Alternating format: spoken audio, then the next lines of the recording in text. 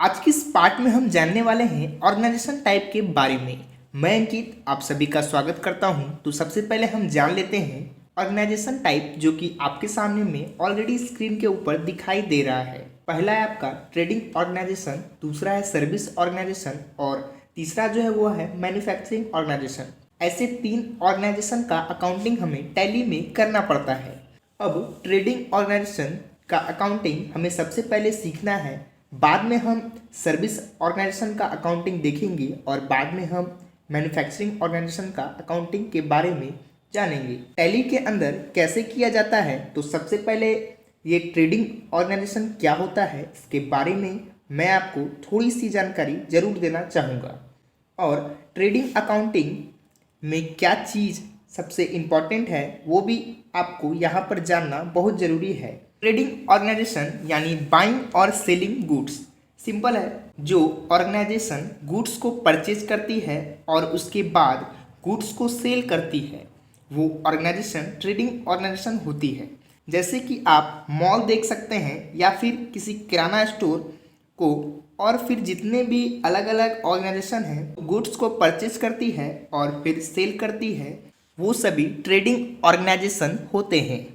जो company product को purchase करके सेल करती है और उसके बीच में कमीशन लेके अपना प्रॉफिट कमाती है, वो ऑर्गेनाइजेशन को ट्रेडिंग ऑर्गेनाइजेशन बोला जाता है।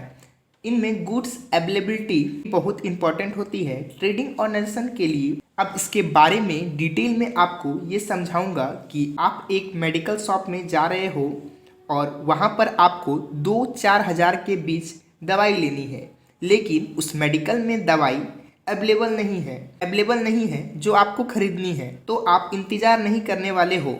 वहाँ पर आप क्या करोगे, दूसरे मेडिकल में चले जाओगे, तो मेडिकल वाले का नुकसान हो गया, वो कस्टमर चला गया क्योंकि उसके पास वो स्टॉक अवेलेबल नहीं था दवाइयों का। सिंपल है, तो आपको यहाँ पर गुड्स अवेलेबिलिटी करके देना बहुत ज़रूरी है। ऑर्गेनाइजेशन के अंदर वो प्रोडक्ट अवेलेबल होना चाहिए जो भी कस्टमर आपके पास आ रहा है, तो यहाँ पर क्वालिटी से ज़्यादा क्वांटिटी अवेलेबल रहना चाहिए। यानी कि आपको उस गुड्स की क्वांटिटी रखनी है, क्वालिटी तो वो मेंटेन करेंगे जिसका गुड्स है। सपोज़ आपका मोबाइल शोरूम है, मोबाइल शोरूम में आपको मोबाइल रखना ज़रूरी है, फिर एप्पल कंपनी का या फिर सैमसंग कंपनी का या फिर कोई भी कंपनी का मोबाइल हो, आपको क्वांटिटी मेंटेन करनी है। तो ट्रेडिंग ऑर्गेनाइजेशन में गुड्स अवेलेबिलिटी करने के लिए आपको प्रोसेस फॉलो करनी पड़ती है। परचेज की और सेल की कैसे करनी है वो तो हम टैली के अंदर प्रैक्टिकली सीखने वाले हैं, लेकिन मैंने आपको इस ऑर्गेनाइजेशन के बारे में डिटेल में बताया ट्रेडिंग ऑर्गेनाइजेशन होती क्या है और उनमें क्या ज़रूरी चीज़ है। अब दूसरे ऑर्गेनाइजेशन की तरफ बढ़ रहे हैं, सर्विस ऑर्गेनाइजेशन। इसमें क्या इंपॉर्टेंट होता है, इसमें क्वालिटी इंपॉर्टेंट होता है, इसमें क्वांटिटी नहीं क्वालिटी इंपॉर्टेंट है। जैसे कि आप एग्जांपल ले लो, अगर आपके एरिया में एक डॉक्टर है, वो अच्छा ट्रीट नहीं करता है या अच्छे से ट्रीटमेंट नहीं देता है, तो आप क्या करोगे, आप दूसरे डॉक्टर के पास चले जाओगे जहाँ पे अच्छा ट्रीटमेंट आपको मिलता है, राइट।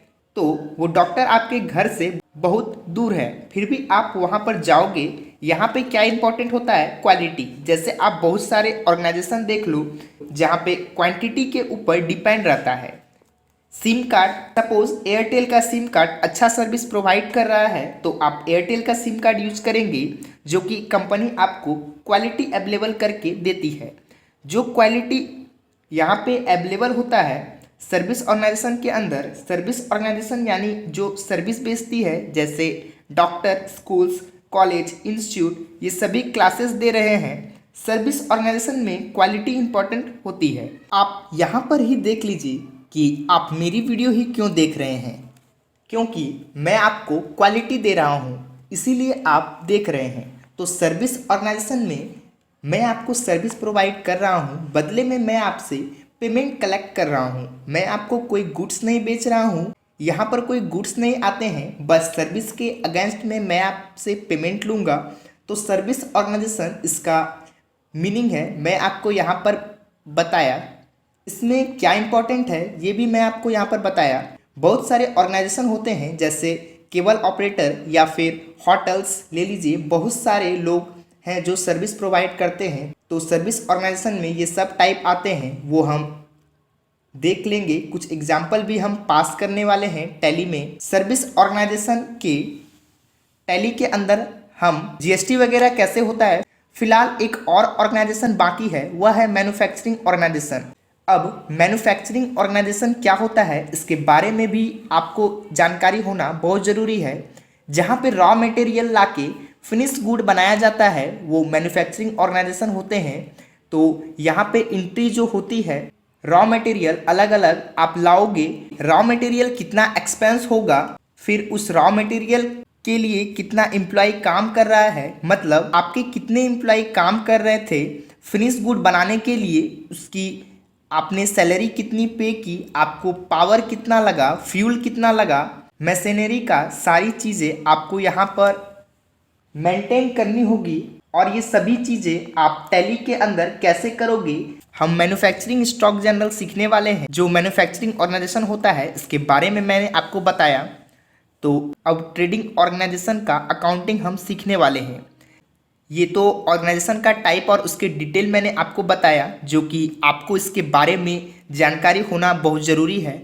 बेसिकली सबको होती है, लेकिन मैंने आपको थोड़ा एडवांस लेवल पे जानकारी दी है कि ट्रेडिंग ऑर्गेनाइजेशन में क्वांटिटी यानी कि गुड्स अवेलेबिलिटी बहुत ज़रूरी होता है। सर्विस ऑर्गेनाइजेशन में क्वालिटी बहुत इंपॉर्टेंट होता है। और मैन्युफैक्चरिंग में तो आपको पता है रॉ मटेरियल से फिनिश गुड्स तैयार किया जाता है। फिनिश गुड्स की क्वालिटी और क्वांटिटी दोनों इंपॉर्टेंट होती है, और क्वांटिटी भी उतनी अवेलेबल होनी चाहिए, दोनों ही इंपॉर्टेंट होता है। तो यहाँ पे हम लोगों ने ऑर्गेनाइजेशन के बारे में जाना। तो thank you watching this part.